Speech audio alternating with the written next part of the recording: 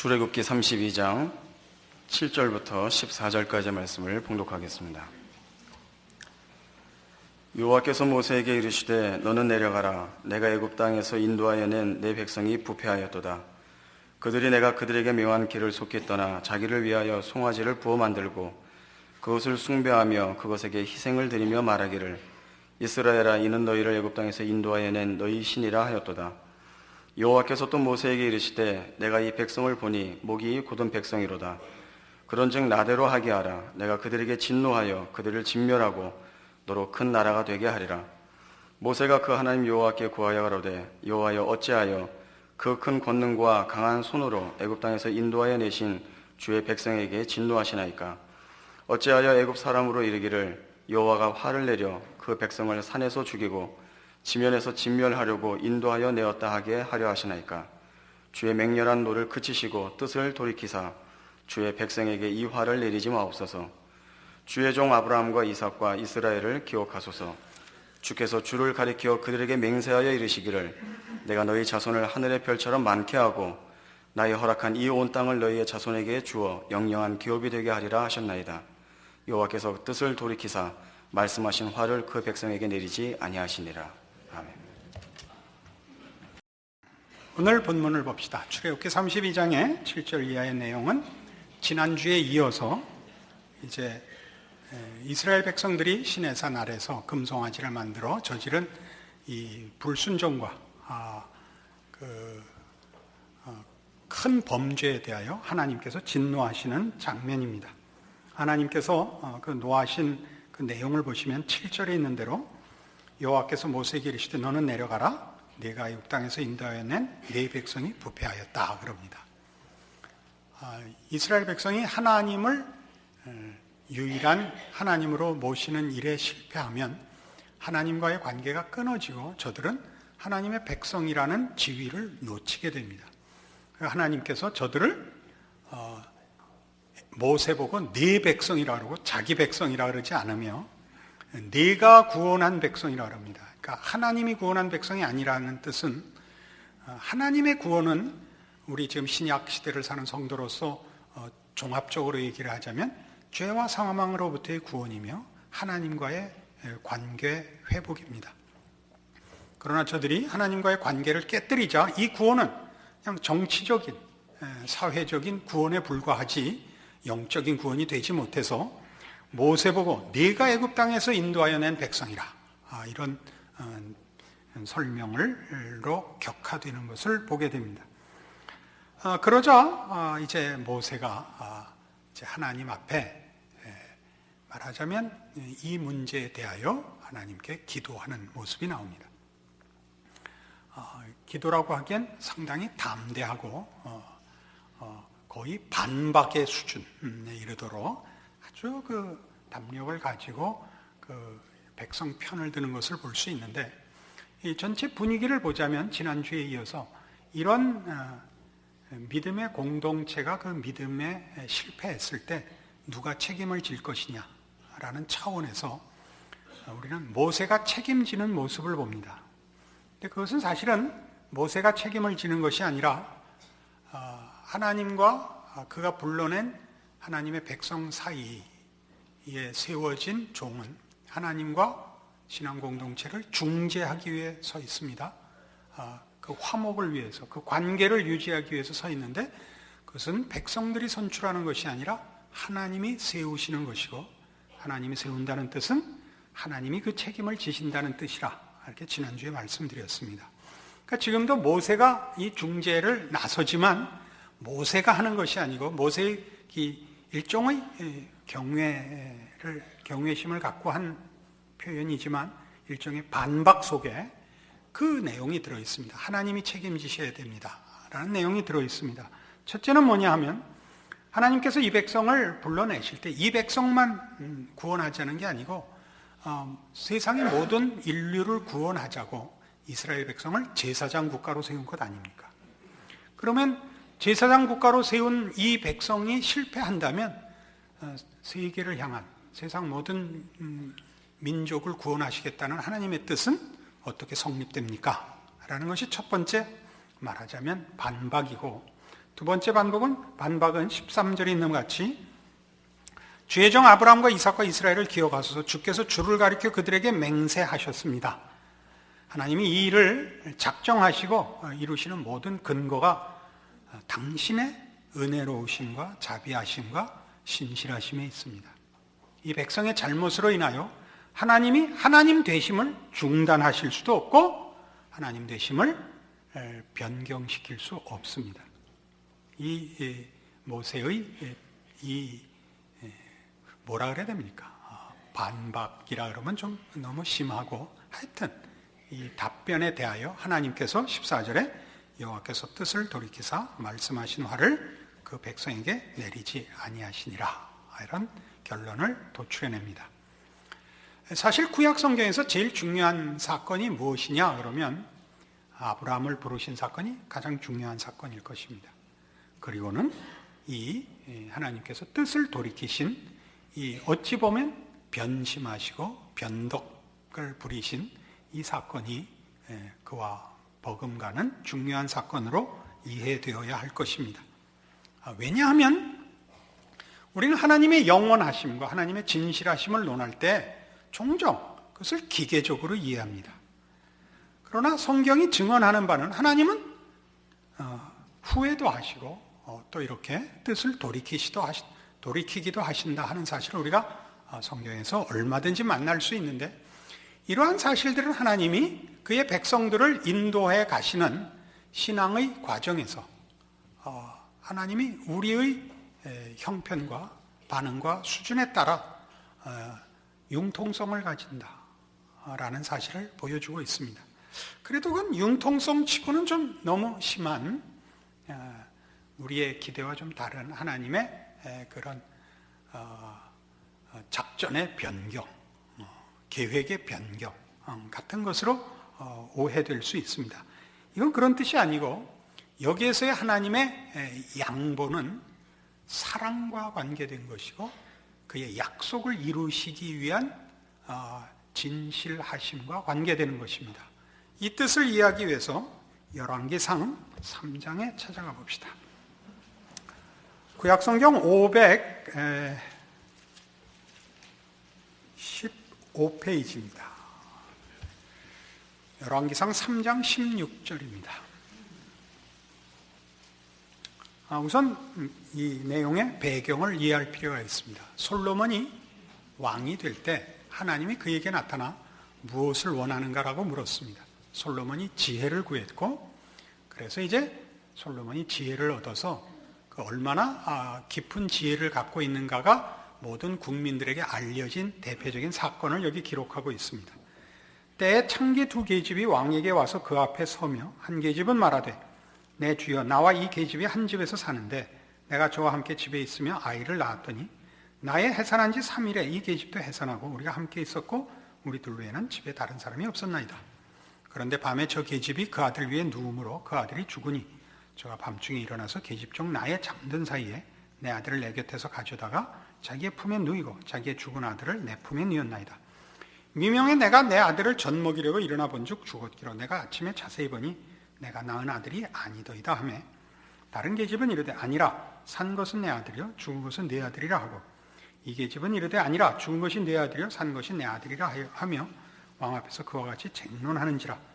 왕이 가로되 이는 말하기를 산 것은 내 아들이요 죽은 것은 내 아들이라 하고, 저는 말하기를 아니라 죽은 것이 내 아들이요 산 것이 내 아들이라 하는도다 하고, 또 가로되 칼을 내게로 가져오라 하니 칼을 왕의 앞으로 가져온지라. 왕이 이르되 산 아들을 둘에 나눠 반은 이에게 주고 반은 저에게 주라.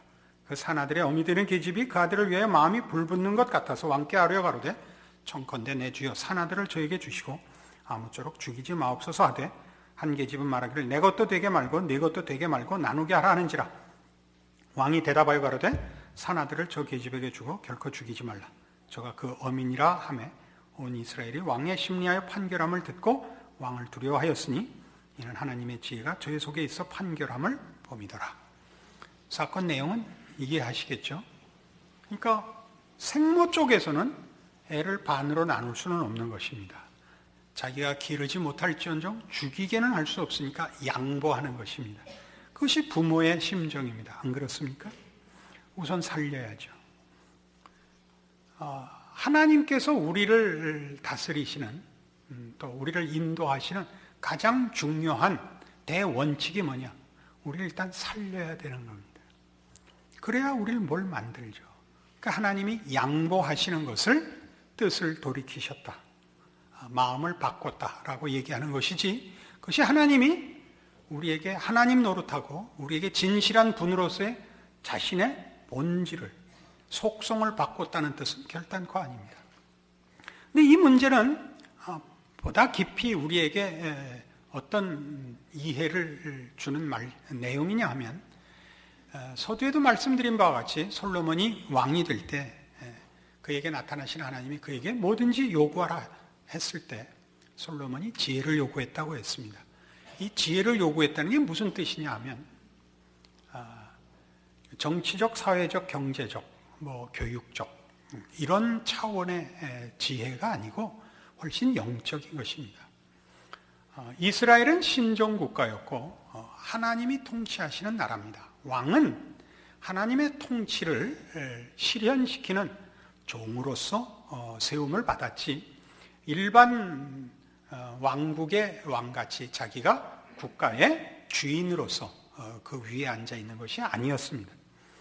그래서 이제 나중에 여러분이 열왕기상을 읽어보시면 솔로몬이 이 요구를 할 때 뭐라고 앞에 덧붙이냐 하면, 종은 어린아이라 백성 앞에 출입할 줄을 모르니 지혜를 주시옵소서, 이렇게 간구가 이어집니다. 그가 어린아이라고 자신을 낮추고 백성 앞에 출입하는데 지혜가 필요하다는 것은 하나님의 통치를 실현시켜야 할 종으로서 하나님의 뜻과 하나님의 마음을 구현하는 데 필요한 영적 실력을 요구했던 것입니다. 그러자 하나님이 그에게 지혜를 주셨고, 그 지혜가 무엇인지, 어떤 것인지가 대표적으로 나타난 사건이 이것입니다. 그것은 뭐였다고요? 생모가 그 자식을 사랑하는 마음이었다고요. 이것은 하나님의 통치를 구현해야 되는 종으로서 가져야 할 하나님 마음에 대한 이해요, 동참하고 소유해야 할 하나님의 뜻이었던 것입니다. 그러니까 이것으로서 우리는 하나님이 어떤 분이며 우리를 어떻게 대하시는가 하는 가장 굵은 그 내용을 알게 되는 것입니다. 여러분, 자녀를 길러보시면 다 경험해 보신 것이겠지만, 여러분이 아무리 자녀를 위하여 열심을 내고 모든 노력을 기울인다고 해서 자식이 마음에 들게 하루하루 이렇게 바뀌고 자라나고 그러지 않습니다. 여러분은 얼마나 많이 속을 썩어야 됩니까? 얼마나 많이, 말하자면 칭찬보다 더 많은 한숨과 꾸중을 해야 됩니까? 그건 다 포기하지 않기 때문에 나오는 것입니다. 이런 말을 하는 것이 사실은 제일 나쁩니다. 부모는 자기도 이제 다 컸는데 지 인생 지가 알아서 살겠지. 이건 안 됩니다. 이건 부모가 자신의 책임을 포기하는 것입니다. 물론 오죽하면 그 말을 했겠나 싶긴 하지만, 그래도 부모와 자식은 다른 것입니다. 부모는 포기하지 못하며 할 수도 없습니다. 그 포기하지 못하기 때문에 뭐가 나오느냐 하면, 오늘을 참아서 하루도 욕심을 이루기 위한 날을 연장하는 것이 그 뜻을 돌이키는 거죠. 이번에만은 10등 안에 들게 하고 싶었는데 26등이다 이거예요. 이번에 10등 안에 못 들면 죽인다 라고 작정을 하고 분명히 경고를 했건만 26등이다. 그게 어떡할 겁니까? 타협을 해서 손가락 하나만 자르고 만다, 이런 부모는 없습니다. 좋다, 한 번 더 기회를 준다, 다음에는 10등 안에 들어야 된다. 그래서 다시 노력하고 다시 또 나가서 맛있는 거 사주고, 이번에 10등 안에 들면 네가 해달라는 건 다 해준다. 엄마 꼭 약속했어. 그 다음에 들면 지구를 사달라는 이딴 소리 하는 그 철부지를 부모가 달래고 참고 용서하고, 왜요? 포기하지 않아서 꾸중도 하고 울기도 하고 한숨도 지으면서 기르는 것입니다. 그것이 하나님께서 그 마음을 바꾸시며 그 뜻을 돌이키신다는 표현이 가지는 엄청난 우리의 하나님으로서의 하나님 되심을 포기하지 않고 중단하지 않고 이루어내시고야만은 우리의 하나님에 대한 성경의 설명입니다. 이러한 일들은 시편 90편에 모세로 인하여 훨씬 자세히 소개되고 있습니다. 이 시편 90편 868페이지 구약성경 시편 90편에 기록된 하나님의 사람 모세의 기도에는 그래서 이 사건들을 통하여 이 사건들의 가장 중심에 서 있었던 그리고 중재자의 자리에 있었던 모세를 통하여 기독교 신앙의 요체가 무엇인가를 증언케 하는 신앙상의 도움을 주는 결론을 우리에게 낳았습니다. 90편 제가 보겠습니다. 주여 주는 대대에 우리의 거처가 되셨나이다. 산이 생기기 전 땅과 세계도 주께서 조성하시기 전 곧 영원부터 영원까지 주는 하나님이시니이다. 주께서 사람을 티끌로 돌아가게 하시고 말씀하시기를 너희 인생들은 돌아가라 하셨사오니 주의 목전에는 천년이 지나간 어제 같으며 밤의 한 경점 같을 뿐임이니이다. 주께서 저희를 홍수처럼 쓸어가시나이다. 저희는 잠깐 자는 것 같으며 아침에 돋는 풀 같으니이다. 푸른 아침에 꽃이 피어 자라다가 저녁에는 벤바되어 마르나이다. 우리는 주의 노에 소멸되며 주의 분내심에 놀라나이다. 주께서 우리의 죄악을 주의 앞에 놓으시며 우리의 은밀한 죄를 주의 얼굴빛 가운데 두셨사오니 우리의 모든 날이 주의 분노 중에 지나가며 우리의 평생이 일시간에 다하였나이다. 우리의 년수가 70이여 강건하면 80이라도 그 년수의 자랑은 수고와 슬픔뿐이요 신속히 가니 우리가 날아가나이다. 누가 주의 노의 능력을 알며 누가 주를 두려워하여야 할 때로 주의 진노를 알리까. 우리에게 우리날 계수함을 가르치사 지혜의 마음을 얻게 하소서. 이 전반부의 내용은 전부 무엇에 관한 것이냐면 인간의 못남에 관한 고백입니다. 이스라엘 백성을 인도하여 내고 하나님의 그 부르심과 약속을 성취하기 위하여 이스라엘의 지도자 노릇을 했던 모세가 그의 40년 세월 동안 그가 책임지고 인도하여 내고 앞장섰던 이스라엘 백성들을 보고 깨우친 것이죠. 인간의 못남.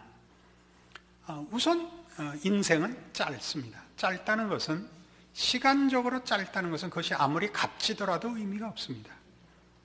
우리가 그 어린 시절에 그 뭡니까 그 클로바 꽃을 가지고 이렇게 풀 반지를 만들어 차면 그 몇 시간 만에 시들어 버려서 그게 안 시들고 영원 무궁히 가면 그것도 값이 꽤 나갈 거예요. 그죠?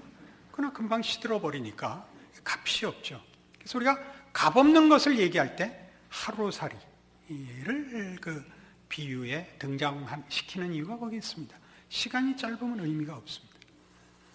인생은 짧습니다. 게다가 인간은 죄만 짓습니다. 못난 생각만 합니다. 그러니 아무짝에도 쓸모가 없죠. 그래서 13절 이하에 무슨 얘기를 이어서 할 수밖에 없냐면 하나님의 은혜를 필요로 한다는 고백이 나올 수밖에 없습니다. 여호와여 돌아오소서. 언제까지입니까? 주의 종들을 긍휼히 여기소서. 아침에 주의 인자로 우리를 만족해 하사 우리 평생에 즐겁고 기쁘게 하소서. 우리를 곤곡해 하신 날수대로와 우리의 화를 당한 연수대로 기쁘게 하소서. 주의 행사를 주의 종들에게 나타내시며 주의 영광을 저희 자손에게 나타내소서. 주 우리 하나님의 은총을 우리에게 임하게 하사 우리 손의 행사를 우리에게 견고케 하소서. 우리 손의 행사를 견고케 하소서. 우리는 주의 은혜가 필요합니다. 우리는 주의 사랑이 필요합니다. 우리는 우리를 우리가 책임질 수 없습니다. 라는 고백이 그래서 여기 기도문으로 기록되어 있는 것입니다. 이런 기독교의 가장 중요한 핵심된 내용들, 즉 우리는 다 하나님 앞에 머리를 조아려 은혜를 구하며 그의 사랑에 근거하고 있다라는 얘기를 하면 믿지 않는 사람들은 또 그리고 믿는 사람들 중에서라도 너무 인간의 자존심이 좀 상하는 거 아니냐, 그리고 너무 소극적이고 부정적이지 않느냐라고 기독교를 오해하는 경우가 있습니다. 여기에는 큰 오해가 하나 있습니다. 그 오해는 뭐냐면 인간의 가능성과 인간의 가치를 굉장히 크게 보는 것이죠. 그리고 크게 볼 만도 합니다. 인간은 모든 생물 중에 가장 우월한 존재이고 비교할 수 없이 탁월한 차원에 있습니다. 우리는 인격을 가지고 있으며 도덕성이 있으며 예술과 문화를 만들어내고 과학 문명을 일으킨 존재들입니다. 그러나 우리가 하나님 앞에 무릎을 꿇는 것은 성경이 가르쳐주는 대로 하자면 인간은 그런 정도의 존재보다 더 높은 존재입니다. 그 높은 존재라는 것은 신의 성품에 참여하는 하나님의 자녀라는 이름으로 불리워지는 영적 존재라는 사실입니다. 그것은 우리 인간이 만들어낸 어떤 탁월한 내용들, 아까도 얘기한 예술이나 문화나 과학이나 혹은 윤리나 도덕적 차원에서 인간이 아무리 탁월하다 할지라도 그것과 차원이 다른 하나님의 하나님 되시는 신적 영역에 목표되어 있고 약속되어 있는 존재라는 사실에 근거하여 우리는 하나님의 은혜를 구하는 것입니다. 그러니까 우리가 물론 이런 문제의 가장 큰 거침돌이 되는 것이 죄 문제고, 죄라는 것은 그런 차원에서 윤리의 문제도 아니고 지식의 문제도 아닙니다. 죄란 이 하나님으로부터 떨어져 나간, 그래야 자신만이 책임지는 존재로부터 하나님의 자녀라는 존재로, 우리 자주 인용하듯이 요한복음 15장에 나오는 포도나무 비유와 같이 그 가지가 나무에 붙어있는 존재로의 회복을 말합니다. 그 가지는 그 나무로부터 생산되는 그 열매로 영광스럽게 치장될 것입니다. 그 생명의 영광을 뽐낼 수 있을 것입니다. 그것과 죽은 나무를 조각해 놓은 것과는 비교할 수 없습니다. 생명의 가치와 무생명의 가치는 서로 비교할 수 없습니다. 생명의 풍성함과 그 경이로움과 그 영광됨이 우리가 하나님 앞에 머리를 조아려 은총으로, 사랑으로 또는 믿음으로 구하는 그 모든 신앙적인 자세와 간절함으로 표현되고 있는 것입니다. 우리가 이러한 사실을 안다면 우리가 신자로서 사는 우리의 생애 속에서, 신앙의 현실 속에서 우리가 당하는 고통들에 대하여 많은 문제들을 해결받을 수 있습니다. 세상이 가지는 말하자면 돈의 문제요, 건강의 문제요, 능력의 문제요, 지식과 권세의 문제들에 대하여 하나님은 그의 백성들을 그것으로 만족하지 못하게 합니다. 우리를 말하자면 괴롭히십니다. 그렇게 따지자면 그것은 괴롭히자는 것이 아니라 그것이 궁극적인 목표가 되고 가치가 되는 것을 금하는 것입니다. 여러분, 예전 어렸을 때 학교 다니던 시절을 생각해 보십시오. 그때 소중하게 여겼던 딱지들, 구슬들, 학교 가서도 욕먹고 집에 와서도 욕먹고 오직 골목에서 친구들과 만났을 때만 보물이 되는, 그리고 커서 보니까 정말 하찮았던 것들 기억나시죠? 지금 하나님이 거기에 우리 목숨을 걸지 못하게 하기 때문에 신자의 인생은 상당히 고단합니다. 영원한 것, 하나님께 속한 것으로 우리의 시선을 돌리고 준비하도록 하나님이 우리 인생에 개입하셨기 때문에 우리는 말하자면 이 세상을 사는 데는 대단히 고단할 수 있습니다. 하나님이 그것들로부터 우리의 마음과 생각을 격리시키시고 하나님을 알고 하나님의 뜻을 따르도록 우리를 인도하시고 개입하고 있기 때문입니다. 이러한 모든 일들이 하나님이 우리를 사랑하시기 때문에 포기하시지 않는 열심으로 계속되고 있어서 이 신자들의 현실은 이만하고 좀 숨 돌릴 틈을 주지 않습니다. 여러분 여러분이 어렸을 때와 지금 자녀를 기를 때 똑같이 하는 건 뭐죠? 초등학교 1등으로 졸업했다고 그만두는 부모 없고, 중학교 1등으로 졸업했다고 그만두는 부모 없고, 고등학교 1등으로 졸업했다고 그만두는 부모 없습니다. 지나간 것은 지나간 것이고, 또 앞으로의 싸움을 위해서 자, 나가서 맛있는 거 하나 먹고, 자, 이제 새로운 마음으로, 처음 시작하는 마음으로 다시 열심히 하자. 그래갖고 모든 아이들을 경악시키는 것이 부모 아닙니까? 그러나 이제 부모가 돼보니까 너무나 당연한 일 아닙니까? 자녀가 때 쓰는 대로 지면 부모가 지는 거죠. 정말 지는 거죠. 우리 하나님이 우리 생애에 참으로 진실하고 포기하지 않는 열심으로 사랑과 긍휼과 자비로 간섭하셔서 오늘날 내가 요 모양 요 꼴이라는 걸 이해하셔야 됩니다. 거룩한 것을 이루시기 위하여 그리하는 줄 아시고 참으로 감사함으로 나를 포기하시지 않고 나를 외면하시지 않는 하나님의 사랑 앞에 항복하시고, 그 믿음으로 여러분의 믿음을 굳게 잡아 여러분의 모든 생애에 걸쳐 인도하시는 하나님과 동행하는 신자의 기쁨을 누리시는 여러분의 신앙의 승리가 있기를 바랍니다. 기도하십시다. 하나님 아버지의 은혜를 감사합니다. 하나님이 우리 아버지시고 우리를 놓지 아니하시며 영원한 사랑으로 우리를 다스린다는 사실에 감사합니다. 우리로 깨우침을 주시며 우리의 날개수함을 알게 하사 지혜의 마음을 주사 우리가 이 세상의 것 잠시 사는 곳에서의 헛된 것에 시선 뺏기지 말고 마음 뺏기지 말고 하나님의 인도하심과 가르치심에 마음을 모으고 순종하여 신앙의 승리를 이루고 하나님이 우리를 향하여 가지신 뜻이 성취되는 기적의 삶을 사는 복된 자녀들 되게 하여 주시옵소서. 예수님 이름으로 기도합니다. 아멘.